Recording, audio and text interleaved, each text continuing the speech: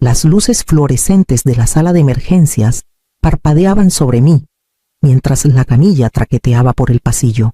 Mi pecho ardía. Mi garganta estaba áspera con un sabor a hierro. Escuché fragmentos, varices rotas, presión arterial cayendo, pero se desvanecían como hojas al viento. A los 67 años, me había preparado para muchos finales, pero no para este. No ahogándome en mi propia sangre a las 3 de la madrugada. Una mano apretó la mía, firme pero profesional. Señora Morales, necesitamos una transfusión. Su tipo de sangre es raro. Ya contactamos a su hija. Un alivio fugaz me recorrió, frágil como una vela en la tormenta. Araceli también era O negativo. Ya había donado para mí una vez, tras una cirugía menor. Cerré los ojos y pensé en todas las noches que trabajé turnos dobles para que tuviera libros nuevos. En los fines de semana vendiendo tamales en la escuela para pagar sus clases particulares. Cuando entró, una ola de gratitud me envolvió. Su cabello estaba recogido. Aún llevaba la bata blanca de su turno. Conocía el lenguaje de los hospitales, la urgencia de la sangre, pero su mirada no era de preocupación. Era algo más frío, más afilado, como vidrio reflejando la luz. El doctor explicó la necesidad con frases tranquilas y precisas. Araceli escuchó, con los brazos cruzados, los labios apretados. Luego me miró. Prefiero morirme que salvar a alguien como tú, que no ha hecho más que fracasar. Su voz no tembló. Era firme, clínica, como si diera un diagnóstico. El cuarto pareció encogerse. El aire se volvió más delgado. Sentí un corte más profundo que la hemorragia interna. Por reflejo, apreté mi bolsa. Dentro, la grabadora seguía funcionando. Su luz roja firme. Cada palabra quedó guardada. El doctor carraspeó. Ya buscando alternativas, cerré los ojos y dejé que me llevaran en la camilla, sin saber que la grabación en mi bolsa se convertiría en el salvavidas que mi sangre no pudo ser. Al amanecer, seguía viva. Encontraron un donante al otro lado de la ciudad, en el Hospital Ángeles de Puebla. Alguien con mi mismo tipo de sangre raro que donó sin dudar. La transfusión me estabilizó. Aunque mi cuerpo parecía haber librado una guerra, mantuve los ojos entrecerrados, dejando que el personal creyera que estaba entrando y saliendo del sueño. Una enfermera susurró a otra. No está del todo lúcida. Dejé que lo pensaran. Cuanto más débil me creyeran, más espacio tenía para escuchar. Cuando al fin me dejaron sola, me giré con cuidado. Alcancé mi bolsa y presioné el botón de la grabadora. El sonido llenó mis audífonos, la voz del doctor, el roce de los zapatos, y luego las palabras de Araceli firmes, sin piedad. Prefiero morirme que salvar a alguien como tú, que no ha hecho más que fracasar.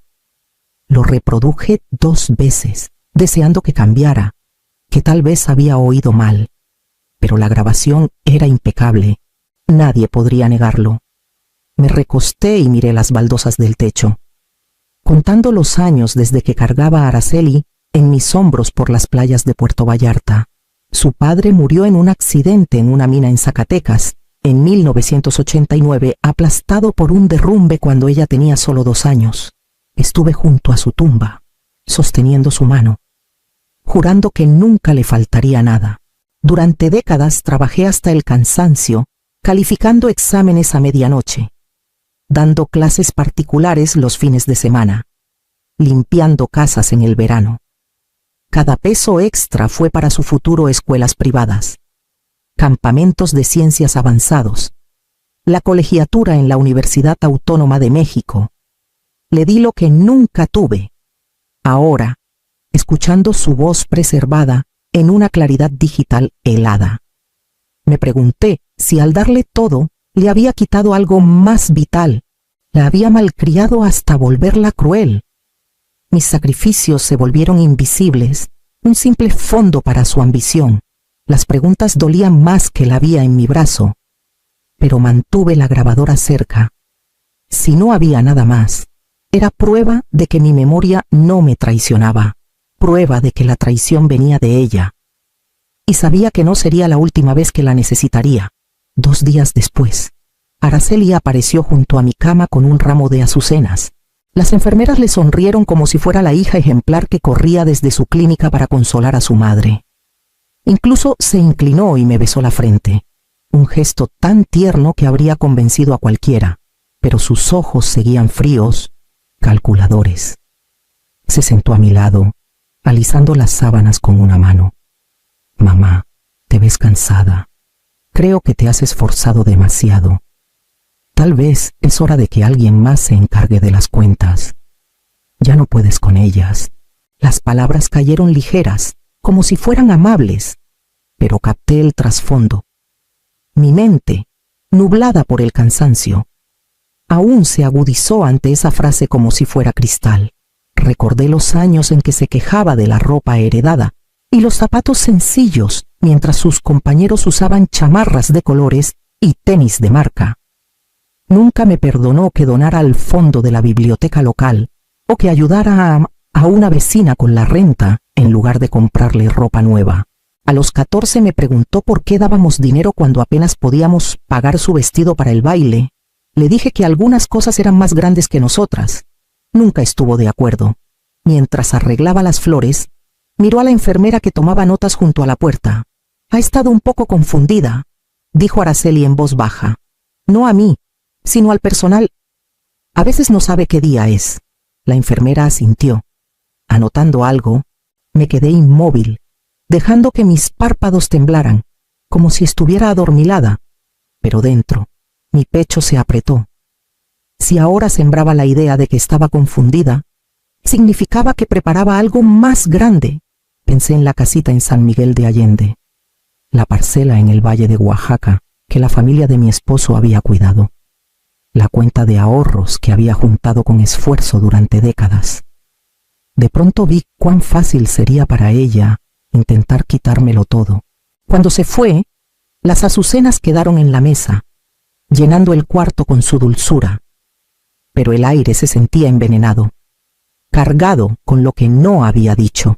Supe entonces que necesitaría proteger más que mi cuerpo, mi nombre, mi hogar, mi futuro. Al día siguiente de la visita de Araceli, pedí mi celular a la enfermera. Mis manos aún temblaban, pero logré marcar un número que no usaba en años. La voz de Rafael Torres respondió, firme y grave, igual que cuando manejó la indemnización tras el accidente de mi esposo. Era joven entonces, apenas empezando en Morelia, y confié en él en el momento más doloroso de mi vida. Ahora, décadas después, confié en él con otro. Rafael, dije, forzando mi voz a mantenerse firme. Creo que mi hija intenta quitarme todo lo que he construido. Necesito tu ayuda. A la mañana siguiente, estaba sentado al pie de mi cama, con una libreta amarilla en la rodilla. Escuchó sin interrumpir mientras le contaba sobre la negativa, la grabadora, los comentarios al personal. Cuando terminé, asintió una vez. Si está preparando el terreno, lo encontraremos, pero necesitamos a alguien que se mueva sin hacer ruido. Esa alguien fue Marisol Vega, una investigadora privada que Rafael usaba en casos de fraude a personas mayores. Llegó 2 días después, con el abrigo aún húmedo por la lluvia de Morelia. Su apretón de manos firme pidió copias de mis estados de cuenta, registros de propiedades, cualquier cosa reciente. Le di lo que tenía. En una semana, Marisol descubrió más de lo que imaginaba. En Banorte, alguien había solicitado mis estados financieros con una imitación torpe de mi firma. Rafael confirmó que la escritura no resistiría un análisis, pero era suficiente para sonar las alarmas. Peor aún, había un borrador de poder notarial ya presentado a nombre de Araceli sin firmar, pero esperando. Marisol no se detuvo ahí.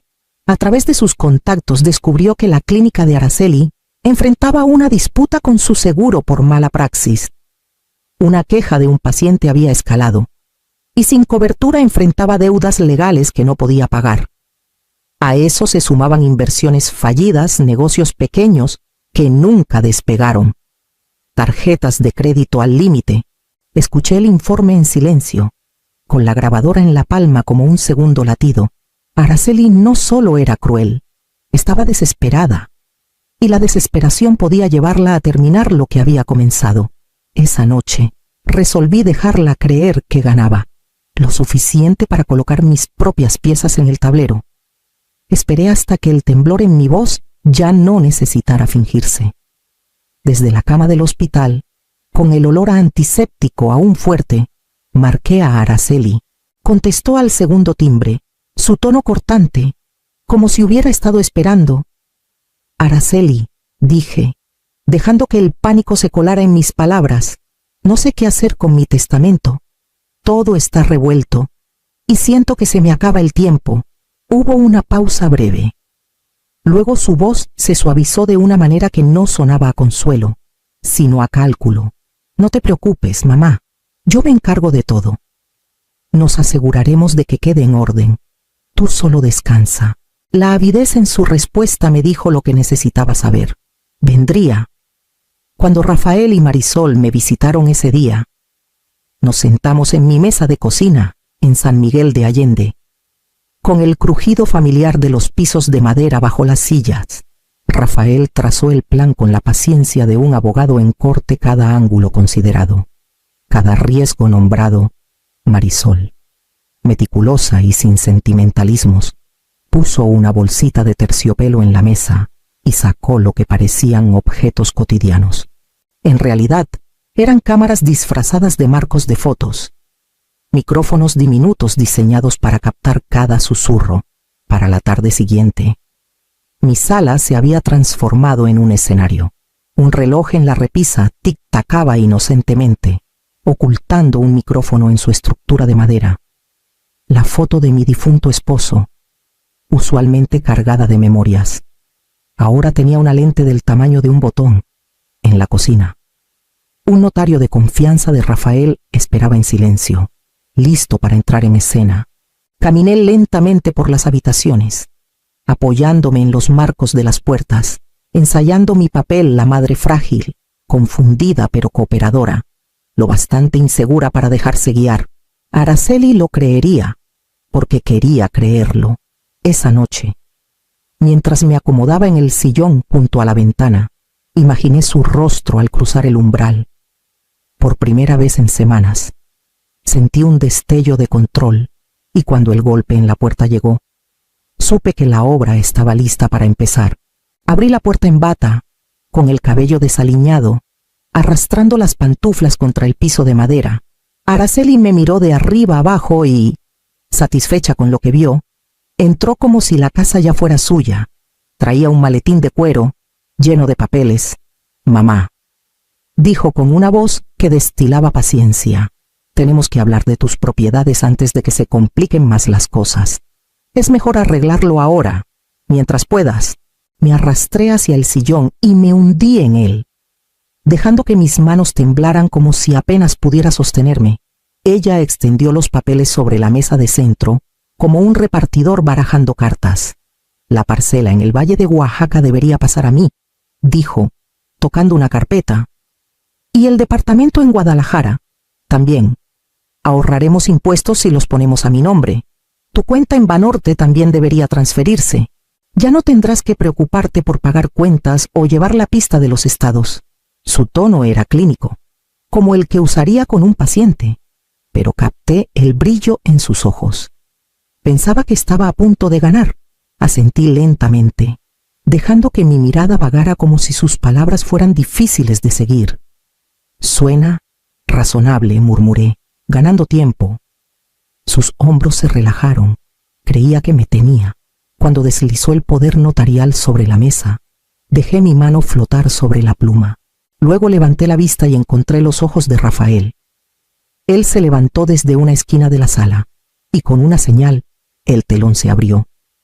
Dos oficiales dieron un paso adelante, seguidos por el notario, con su portapapeles en mano. Araceli se quedó helada. Rafael presionó un pequeño altavoz. Mi sala se llenó con su propia voz de aquella noche en el hospital. Prefiero morirme que salvar a alguien como tú, que no ha hecho más que fracasar. El rostro de Araceli palideció, Sus labios se abrieron sin emitir sonido. Los papeles en la mesa temblaron bajo sus manos. Por primera vez. Pareció entender que ya no tenía el control. Me recosté en el sillón, sin fingir debilidad. El escenario que había preparado ahora era suyo para tropezar, y el silencio que siguió fue más pesado que cualquier acusación que pudiera hacerle. En una semana, la historia se extendió más allá de mi sala. El periódico El Imparcial de Oaxaca la publicó en primera plana: hija niega sangre y planea apoderarse de la herencia. Mi nombre estaba justo bajo el titular, y aunque el artículo relataba mis años enseñando historia de México en la preparatoria, las palabras que atrajeron todas las miradas fueron las de ella: la negativa, el plan para despojarme de mi hogar y ahorros. Las llamadas comenzaron casi de inmediato. Exalumnos, ahora adultos con hijos propios, dejaron mensajes de apoyo y sorpresa. Algunos recordaban los viajes escolares a Chichén Itzá o las tardes que me quedaba después de clases para ayudar con sus debates. No podían conciliar a la maestra que les enseñó sobre los zapotecas con la madre traicionada en su cama de hospital. Su compasión era como un bálsamo, pero cada mensaje me recordaba la herida. En la Universidad Autónoma de México, el Comité de Ética se reunió a puerta cerrada. Para el fin de semana, los privilegios clínicos de Araceli fueron suspendidos. Por Rafael supe que sus colegas en la clínica suburbana se distanciaban, murmurando sobre deudas y demandas por mala praxis.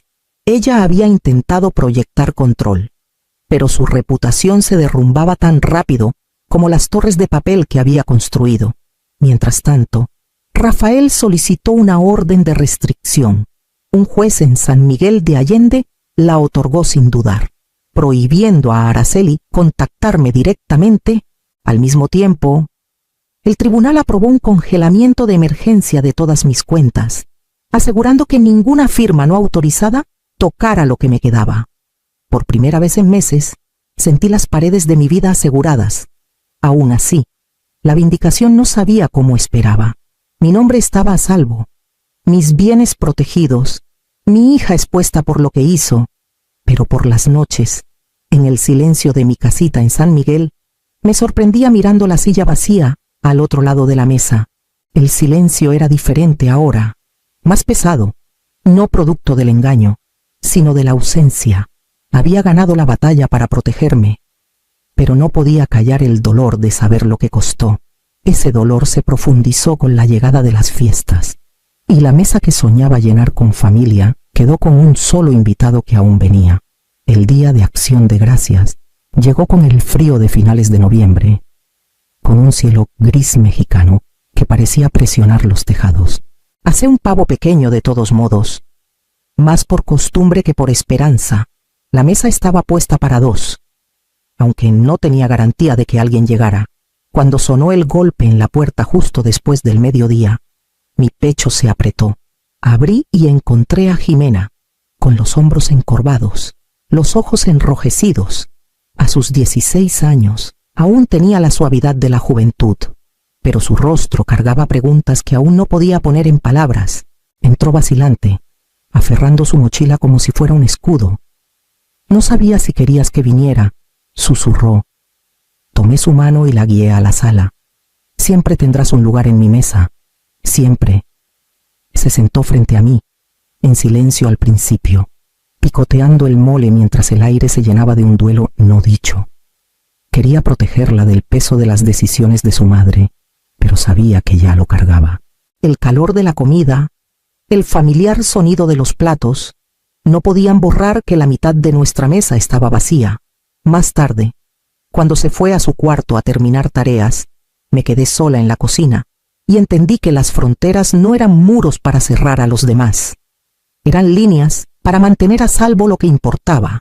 Protegerme no había sido un acto de rechazo, sino de supervivencia, y tal vez, algún día, de enseñarle a Jimena un tipo diferente de fortaleza.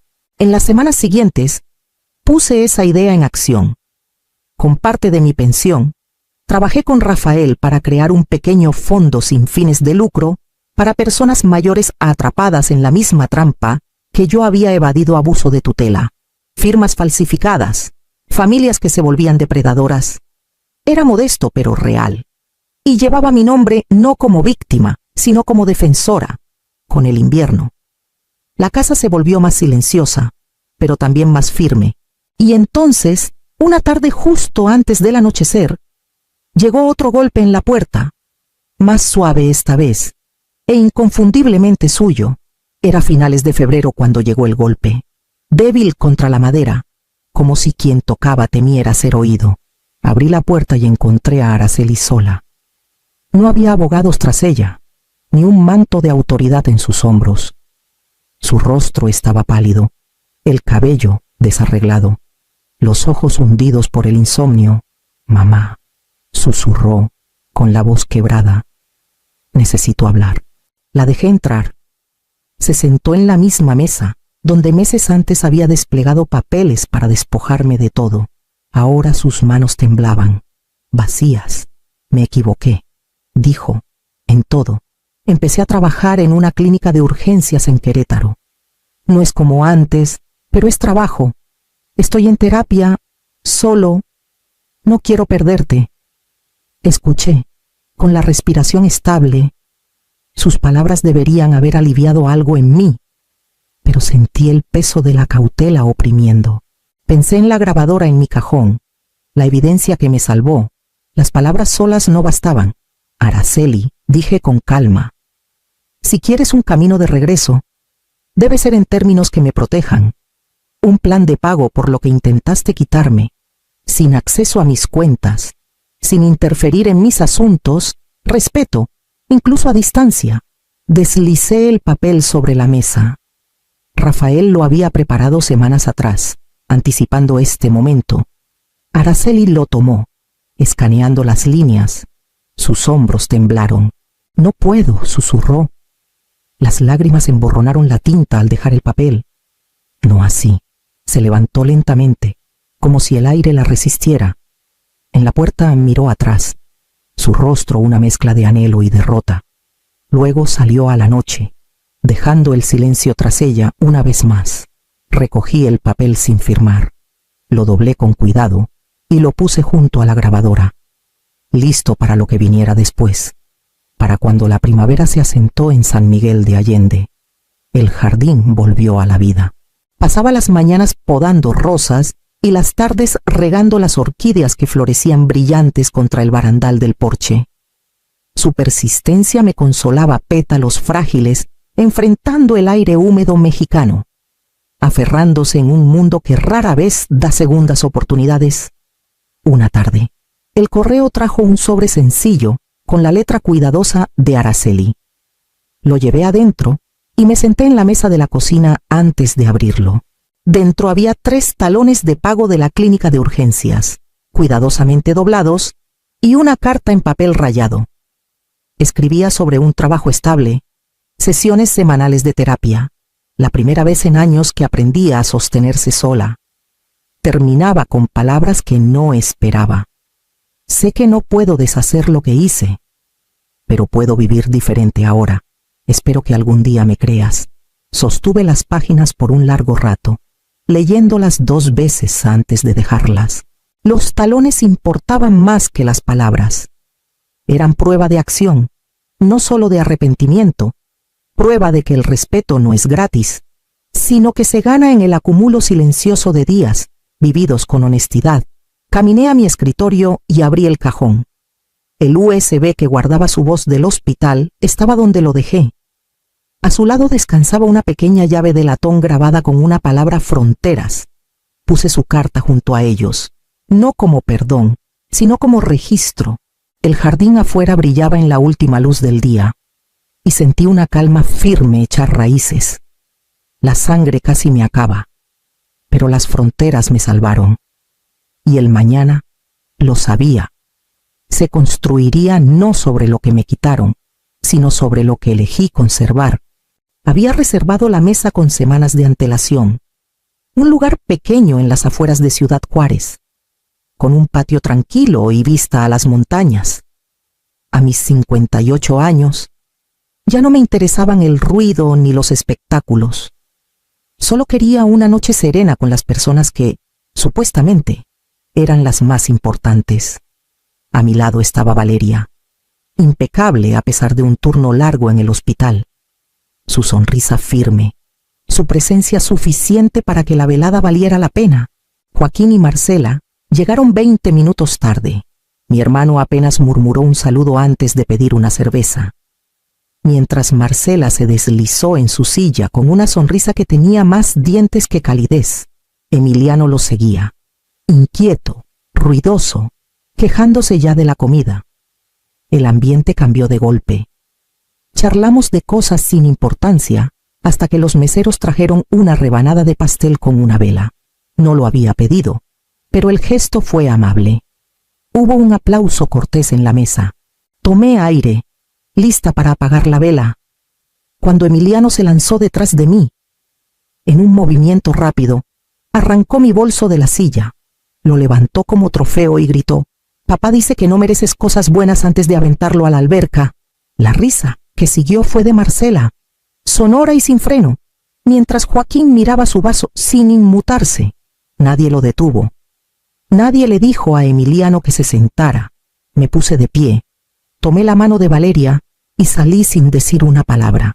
Ya en casa, pensé en todo lo que le había dado a Joaquín a lo largo de los años. De vuelta en casa, puse mi bolso mojado sobre la mesa para que secara y me senté en la cocina con las luces bajas. Valeria se fue a su cuarto, callada y pensativa, dejándome con el silencio al que ya me había acostumbrado. En ese silencio, el peso de mis decisiones se sentía más fuerte. Cuando mi esposo murió, Joaquín fue el primero en aparecer en mi puerta, no con consuelo, sino con necesidades. Un mes atrasado en la renta, el coche a punto de ser embargado, colegiaturas de una escuela privada que Marcela insistía en mantener aunque no tuvieran para comida. Me decía a mí misma que ayudaba a los niños, que la familia está para apoyarse cuando otros flaquean. Cada transferencia, cada cheque, lo justificaba como un deber. Nunca lo hablé con mis padres, ni siquiera con Valeria.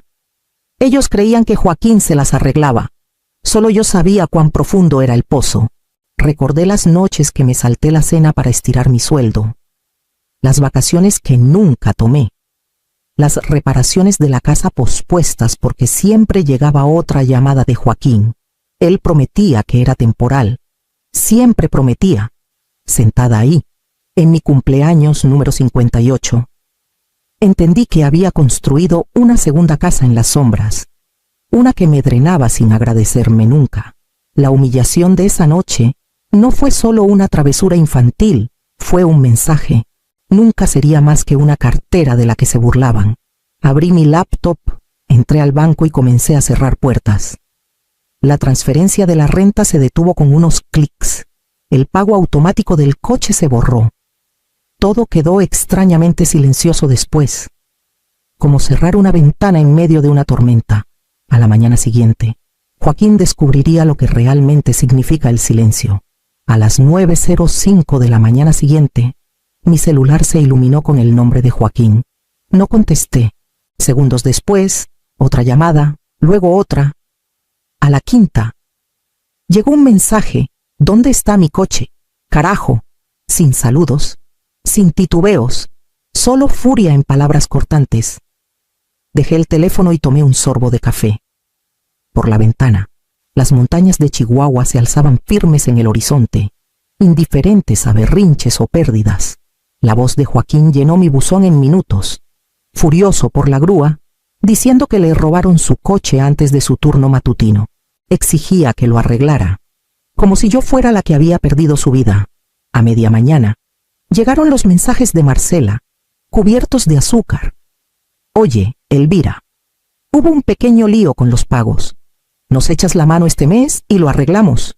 Añadió un emoji sonriente, como si la cortesía pudiera tapar los años de desprecio que había soportado en su mesa. Guardé silencio. No era indiferencia, sino una elección que nunca me había dado antes. Mis padres llamaron esa tarde. La voz de mi madre traía esa mezcla suave de preocupación y reproche, pidiéndome que fuera razonable. Mi padre se mantuvo más callado. solo suspirando de vez en cuando, como si eso fuera sabiduría. Por primera vez, no expliqué, no justifiqué, solo dejé que el silencio pesara, sólido e innegable. Y cuando pasé por la casa de Joaquín esa noche, el driveway estaba vacío, las cortinas cerradas, como un escenario tras caer el telón. Al final de ese día, supe que el silencio podía hablar más fuerte que cualquier cosa que hubiera dicho. A la mañana siguiente, mi celular vibró con un mensaje con foto. Emiliano, desparramado en un sofá, sostenía una hoja de cuaderno con las palabras «Perdón». Tía Elvira garabateadas con plumón azul. Su expresión era vacía, sus ojos desenfocados, como un niño obligado a terminar una tarea antes de salir a jugar. Debajo, Joaquín escribió: «Se siente mal. Dejemos esto atrás. Te llamamos Tonight». Miré la pantalla hasta que se oscureció. La letra no era idea de Emiliano, ni el sentimiento tampoco. Era una actuación, montada y dirigida, pensada para ablandarme lo suficiente como para reactivar el pago automático que había cancelado. Borré la foto sin responder. Esa tarde, llegaron los recordatorios del banco, como siempre. La renta de Joaquín estaba vencida. La cuenta que había sostenido a su familia por casi 2 años ahora estaba intacta. El saldo solo mío. Por primera vez, no sentí la urgencia de cubrir el faltante. Mi dedo se quedó sobre la notificación y luego la descarté. Así de simple, había elegido no intervenir. Marcela intentó después. Un mensaje casual llegó. «Oye, Elvira, andamos un poco cortos este mes. ¿Nos ayudas solo por esta vez?» Como si no hubiéramos estado todos alrededor de una alberca 3 noches antes mientras mi bolso se hundía y sus risas resonaban. Dejé sus palabras sin respuesta. Mi silencio ya no era una herida que cargar. Era un límite, firme e inquebrantable. Y con cada hora que pasaba, me sentía menos como la abandonada y más como la que por fin elegía. Para el final de la semana, las llamadas comenzaron de nuevo. Esta vez con un filo de desesperación. Descubrí el daño temprano un sábado por la mañana. El aire estaba fresco. El sol brillaba en el cofre de mi coche. Y ahí estaba una línea cruda y dentada que iba del retrovisor al guardafango trasero, deliberada y profunda. Se me cortó el aliento y luego vi el parabrisas.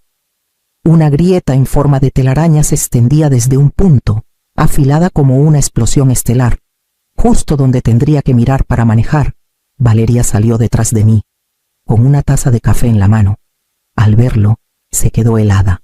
«Mamá», susurró, en un murmullo que no era para nadie más que para ella misma.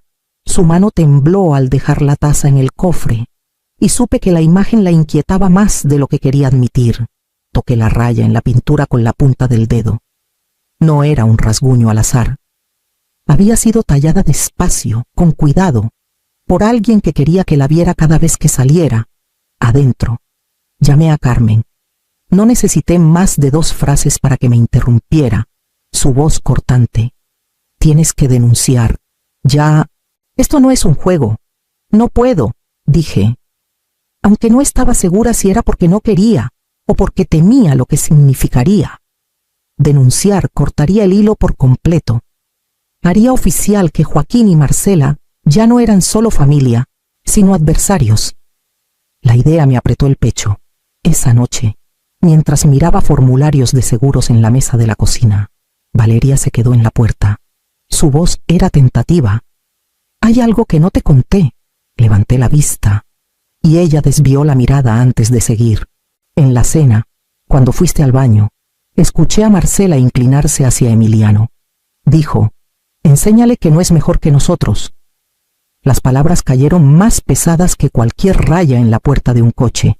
El bolso en la alberca no había sido un impulso infantil. Había sido planeado, alentado, aplaudido en secreto antes de que ocurriera. Me quedé quieta, dejando que la verdad se asentara. La imagen aclarándose de formas que había resistido ver. No solo me habían faltado al respeto, habían enseñado a su hijo a ejecutarlo, y de repente, Dudar se sintió menos como piedad y más como rendición. El lunes por la mañana, decidí que no podía cargar sola con el peso de la sospecha. Llamé al restaurante donde celebramos. Mi voz más firme de lo que sentía. El gerente fue cortés, casi aliviado cuando pregunté por las cámaras de seguridad. Sí, tenemos grabaciones de esa noche, dijo, prometiendo enviármelas en 1 hora. Cuando llegó el archivo, me senté frente a mi laptop con Valeria detrás de mí, en silencio. El video granulado mostraba la mesa desde un ángulo amplio. Ahí estaba Joaquín, encorvado con su vaso, Marcela inclinada con los brazos cruzados y Emiliano inquieto hasta que apareció el pastel. Luego, como si fuera una señal, se lanzó por mi bolso. La cámara captó su pequeña figura corriendo hacia la alberca, y aunque el audio era débil, una frase se escuchó clara. Suficiente para atravesarme. Papá dice que no mereces cosas buenas. Puse pausa. Marcela estaba doblada de la risa, casi cayéndose de la silla. Joaquín no se inmutó, ni siquiera levantó la vista. Valeria exhaló despacio, su mano en mi hombro. Ahora lo sabes, dijo suavemente. Ese mismo día, caminé a la comisaría con una memoria USB en mi bolso. Les conté sobre el vandalismo, les mostré el video. El oficial que tomó mi declaración escuchó con atención y luego se recargó. Qué curioso el momento, dijo. Tu sobrino ya estaba señalado aquí. Esa misma noche, entró a un área privada del restaurante y se llevó el iPad de un mesero. Su padre lo devolvió al día siguiente. Dijo que lo encontró en el estacionamiento. Cerré los ojos un momento, estabilizándome. Esto no era un tropiezo ni una mala noche. Era un patrón, una sensación de derecho aprendida y ejecutada sin vergüenza. Esa noche, llamé a Carmen y le conté todo. No dudó. ¿Ves esto? No para aquí. No hasta que traces una línea que no puedan cruzar. Su certeza pesó conmigo mucho después de colgar, y mientras caía la noche, entendí que la siguiente línea ya había sido cruzada. El eco comenzó en susurros que no necesitaba escuchar para saber. Amigos mencionaron publicaciones de Marcela en redes, párrafos largos sobre familia falsa, que solo fingía preocuparse hasta que la vida se ponía difícil. Nunca escribió mi nombre, pero no hacía falta. Cada frase estaba afilada para mí. Los comentarios llegaban con simpatía hacia ella. Líneas sobre cómo los niños no deberían sufrir, porque los adultos guardan rencores. No lo leí directamente, pero las capturas de pantalla me llegaron de todos modos. Como siempre pasa. Mi madre llamó poco después, su voz cargada de cansancio. Elvira, sabes que tu hermano ha estado batallando. ¿No puedes encontrar en tu corazón la manera de hacer las paces? Mi padre fue más callado, solo murmurando que la familia no debería dejar que las cosas llegaran tan lejos. Sus palabras dolieron, no por duras, sino porque no llevaban peso de justicia. Solo un deseo infinito de calma a cualquier costo. Podría haber cargado con su decepción en silencio, pero entonces llamó el trabajo de Valeria. El tono de su jefa era cuidadoso, profesional. Pero escuché la alarma debajo. Alguien llamó antes, haciéndose pasar por ti. Preguntó por el horario de Valeria. ¿Cuándo entra y sale?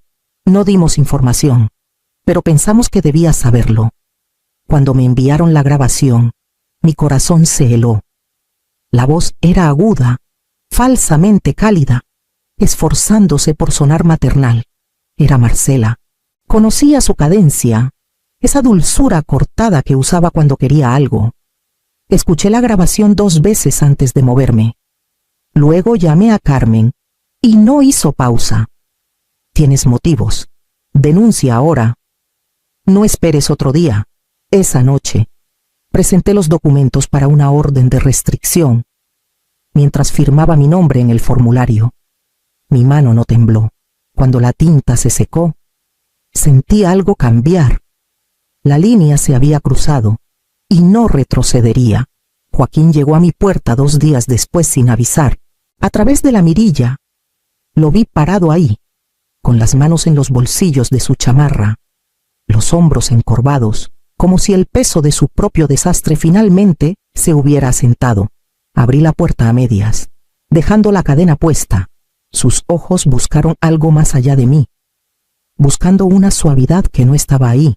Elvira, comenzó. Su voz baja, casi ensayada. Las cosas se salieron de control. Marcela no está en sus cabales. Los niños están alterados y estamos perdiendo el control de todo. No podemos volver a como antes. La palabra dolió más que cualquier insulto. Como antes había sido yo pagando su renta mientras él fingía independencia. Como antes había sido cubrir colegiaturas para que Marcela pudiera presumir en los eventos escolares. Como antes había sido silencio mientras se reían de mí. No dije nada, esperando la verdad que no era lo suficientemente valiente para ocultar. Se movió, entrecerrando los ojos. Ella solo quería que supieras cómo se siente cuando alguien te quita algo. Eso es todo. El aire entre nosotros se volvió filoso. No se estaba disculpando, estaba justificando. En su mente, él era el agraviado, víctima de mi negativa a seguir rescatándolos. Cerré la puerta despacio, dejando solo el sonido del cerrojo encajando. Su voz se alzó una vez más, amortiguada por la madera, pero no escuché. Por primera vez, el límite no era invisible, era sólido, final, y mío para sostener. Me recargué en la puerta, firme y tranquila, y supe que nunca volvería a abrirla para él. A la mañana siguiente, la policía llamó con una actualización. La voz del detective fue calma, casi clínica, cuando me dio los resultados. Habían encontrado huellas en los rasguños alrededor de la tapa del tanque de gasolina de mi coche. Eran de Marcela. Con esa confirmación, las denuncias avanzaron: vandalismo, suplantación, acoso. Palabras que antes solo pertenecían a la boca de extraños, ahora estaban pegadas a la mujer con la que mi hermano había elegido construir su vida. Por años. Había sido el apoyo silencioso en la sombra, pagando cuentas que no eran mías, tapando agujeros que no hice. Ahora era la ley la que intervenía, no yo. Y el cambio se sintió más pesado de lo que esperaba. Las consecuencias llegaron rápido. El casero de Joaquín y Marcela presentó papeles de desalojo tras 2 meses sin renta. Sus hijos fueron retirados de la escuela privada cuando no pagaron la colegiatura. No me regodeé, ni siquiera hablé de ello. Pero los murmullos me llegaron igual de vecinos que vieron el coche del sheriff afuera de su casa, de amigos de la iglesia que meneaban la cabeza por lo lejos que habían caído. Joaquín intentó una vez más. Un mensaje en mi buzón. Espero que estés orgullosa. Destruiste a nuestra familia. Lo borré sin escuchar hasta el final. Por primera vez, entendí que mi negativa a responder no era crueldad, era protección. Bloqueé sus números, limpié mi bandeja de entrada y cerré las cuentas donde sus voces se filtraban con demasiada facilidad. El silencio que siguió no era el silencio inquieto de antes. Era limpio, ininterrumpido. Un espacio donde mis propios pensamientos podían respirar. Empecé a dar caminatas largas por las mañanas, del tipo que no me había permitido en años, notando cómo el aire se volvía más fresco con el otoño. Respiraba libre, como si hubiera estado conteniéndome por décadas y solo ahora exhalara. Cuando mi cumpleaños se acercó de nuevo, no reservé un restaurante ni reuní a la familia. En cambio, llamé a Valeria y le dije que haríamos algo diferente este año. Y por primera vez, sentí emoción en lugar de temor. Pasaron meses antes de que me diera cuenta de lo completamente que el silencio se había asentado. Las llamadas cesaron, los mensajes se agotaron, y el chat familiar que alguna vez rebosaba con las actualizaciones cuidadosamente montadas de Marcela quedó abandonado. Mis días se llenaron de ritmos pequeños y constantes: trabajo en la oficina, café con Carmen, cenas con Valeria cuando sus turnos lo permitían. Nada dramático, nada afilado. Solo vida, más tranquila de lo que había sido en años. Cuando llegó mi cumpleaños otra vez, no lo marqué con reservaciones ni invitaciones. Valeria sugirió que manejáramos a Valle de Bravo por el fin de semana. Solo nosotras dos. Caminamos por senderos rodeados de pinos. las montañas lo bastante cerca como para hacer el cielo sentir más pequeño. Nos reímos cuando el viento enredó nuestro cabello, cuando nuestras botas resbalaron en el lodo, cuando nos dimos cuenta de que no teníamos a nadie a quien complacer más que a nosotras mismas. Una mañana, ella insistió en que comiéramos helado para el desayuno, y no discutí. Esa noche, sentadas en el porche de la cabaña que rentamos, pensé en Joaquín y Marcela. No los extrañaba no como eran. Lo que extrañaba era la idea que alguna vez tuve de ellos un hermano que me protegería como yo lo protegí. Una cuñada que podría haber sido amiga en lugar de rival. No era duelo por su ausencia, sino por la ilusión que cargué demasiado tiempo. Entendí que cancelar los pagos nunca fue venganza. Fue liberación el acto de finalmente soltar un peso que nunca fue mío. La luz de la cabaña brillaba detrás de nosotras. El aire nocturno fresco y limpio, y por primera vez en años, sentí que el futuro me pertenecía de nuevo.